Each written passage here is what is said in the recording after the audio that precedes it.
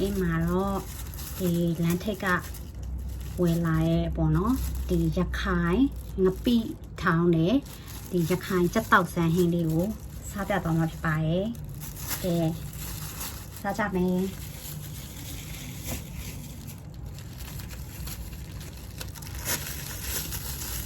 ဒါကတော့ရခိုင်ငပိကျိုးပေါ့နော်ဒီရခိုင်ငပိဟောင်းကိုအရေးပုံစံလေးလောက်ထားတာဖြစ်ပါတယ်ဒါလေးကိုစားပြမှာဖြစ်ပါတယ်နောက်တစ်ခုကတော့ရခိုင်ချက်တောက်ဆန်းလေးပါရခိုင်ချက်တောက်ချက်တောက်ဆန်းလေးပေါ့နော်ဒါလေးကိုစားပြမှာဖြစ်ပါတယ်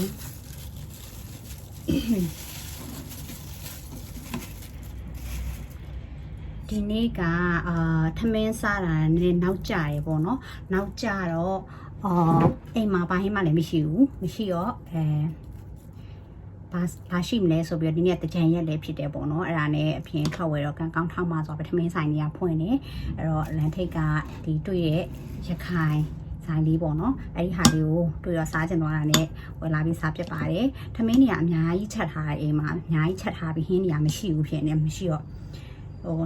ထမင်းနေလည်းနှမျောတယ်ပေါ့နော်နှမျောတော့ဟင်းလေးတစ်ခုတော့အပြင်မှာသွားဝယ်မယ်ဆိုပြီးတော့အခုဒီရခိုင်စားလေးကိုစားမှာဖြစ်ပါတယ်ငငယ်လေးရရခိုင်စားလေးဒါကြိုက်တယ်ပေါ့နော်ဆက်ကလေးကအဆက်အရန်ကြိုက်တော့လေအဲ့ရခိုင်စားလေးနဲ့ထမင်းစားအရန်စားမိတယ်လို့ခံစားရတယ်ကဲအခုစားလိုက်ပါအောင်မယ်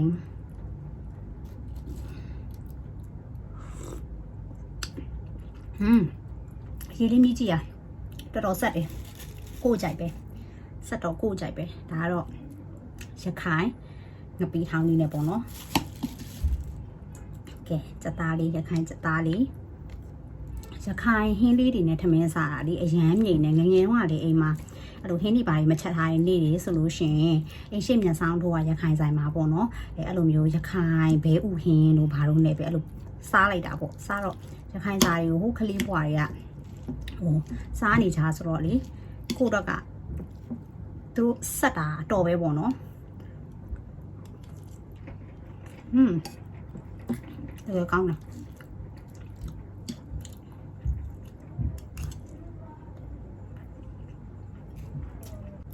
အတွက်ဒီရခိုင်ရုပ်ဒီတောင်မှာ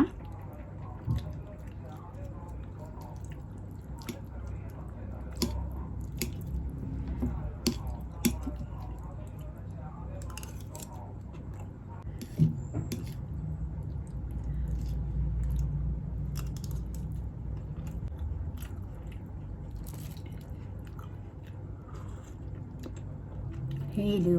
တောက်လိုက်ဆန်းစားလိုက်ရမ်းကောင်းတယ်ထမင်းရမ်းမြိန်တယ်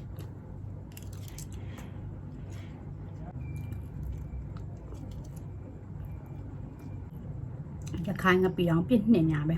ခက်လဲဆက်တယ်ပေါ့နော်ထမင်းစားတော့တော်တော်မြိန်ပါတယ်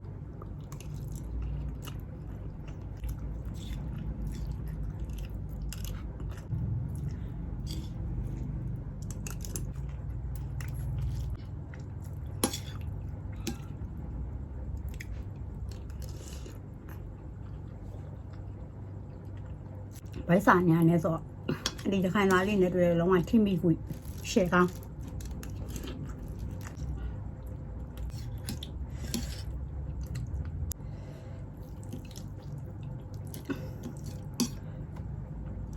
ကဲထမင်းရတပကံကုန်ပြီပေါ့နော်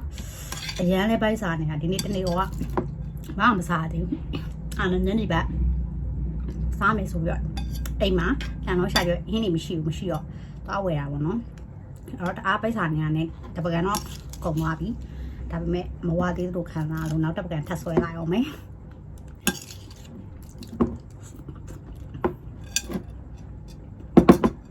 ထမင်းနောက်တပကံထပ်ဆွဲလိုက်ပါအောင်မယ်ကဲထမင်းနောက်တပကံထပ်ဆွဲမှာပါရခိုင်စားလေးကလည်းစားလို့လည်းကောင်းဘိုက်ကလည်းစားနေဆိုတော့နှစ်တုတ်တာစားတယ်လို့ပဲပေါ့နော်အိမ်မှာစားတာဆိုတော့အိမ်မှာပေါ့ပါစားလိုက်တာဆိုအထွေထူးတော့ပြင်စင်မနေပဲဒီလိုပဲအိတ်ကောက်ဆော့လိုက်တာပေါ့နော်စိတ်မရှိပါနဲ့နော်တော့စေတော့အရန်စားကောင်းတယ်ကဲချက်ပေါက်စားလေးကိုစမ်းမယ်ရခိုင်ငပီတောင်လေးနဲ့ဆွဲမယ် ချက်သားလေးနဲ့ခက်ဆက်ဆက်လေးဆိုတော့လုံးဝကိုရှယ်ပဲလုံးဝကိုရှယ်ပဲ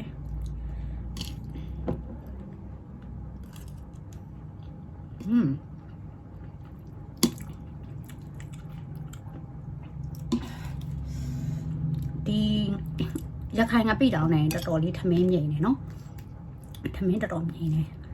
ထမင်းကအခုနှစ်ပွဲပဲဆွဲလိုက်တာကြည့်တော့တော့က share ထမင်းမြိန်နေအရင်ကောင်း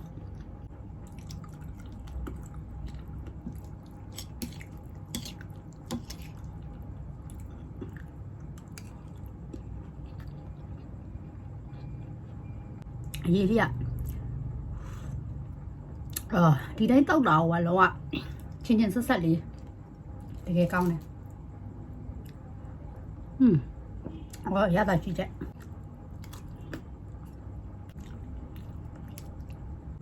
ကဲချက်သားတော့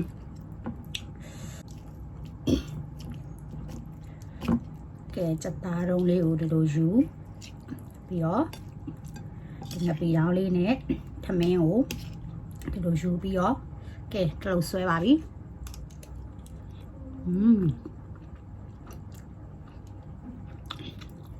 တကယ်ကောင်းတယ်ဘိုက်စာမျိုးရှယ်ပဲကြခိုင်းစားရင်မစားရကြလို့ပေါက်ဝက်လိုက်တာပေါ့နော်တကယ်မှန်သွားအရင်ဆောက်လို့ကောင်း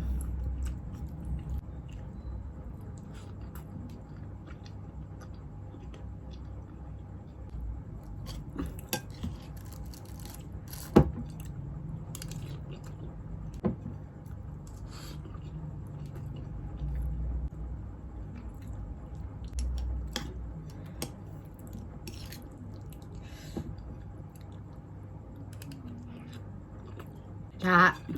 အိမ်မှာပဲပေါ့နော်ဘိုက်စာနေတဲ့အချိန်ပေါ့ပါစားရမလို့ plate တွေကတော့ကင်မရာထဲမှာအရင်လှနေမှာမဟုတ်ဘူးပေါ့နော်ဒါပထမဆုံးဗီဒီယိုဖြစ်တဲ့အတွက်လိုချက်များရှိရင်လည်းနားလည်ခွင့်လုပ်ပေးပါအဲ့တော့အခုကတော့အိမ်မှာပဲပေါ့ပါစားပြရမလို့ဒီလိုပုံစံလေးဖြစ်နေရပါတော့နော်ဒါပေမဲ့အပြင်မှာတော့တကယ်စားလို့အရင်ကောင်းပါတယ်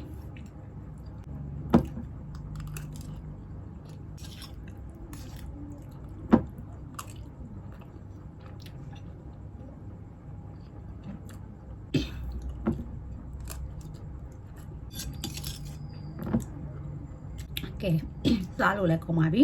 ကြက်အရိုးတွေနဲ့ဒီဘက်ကကြက်တောက်ဆန်အရေးပဲကြက်မှာရယ်ကဲအရေးလေးတောက်ရင်းနဲ့ငါးစာကိုဖြတ်ပါမယ်အရေးရက်လုံးဝချင်းဆက်သက်လေးဘိုက်စာနေတဲ့အချိန်နဲ့ကွက်တီပဲ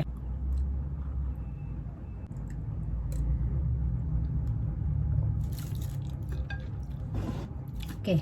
ဒီနေ့တော့9000နဲ့ညစာလေးနဲ့ပေါ့နော်ဒီတချံရက်ညစာလေးကိုစားလိုက်ပါတယ်ဒါလေးကကြက်တောက်ဆန်လေးကတပွဲ4000ရခိုင်ငပီတောင်းလေးကတပွဲ1000လမ်းထိပ်ကရခိုင်ထမင်းဆိုင်လေးမှာဝယ်ပြီးတော့ဆွဲပြတဲ့ညစာလေးပါအရန်စားလို့ကောင်းပြီးတော့ထမင်းပြင်ပါတယ်ကြည့်ရှုအားပေးတဲ့အတွက်အားလုံးကိုကျေးဇူးတင်ပါတယ်ရှင်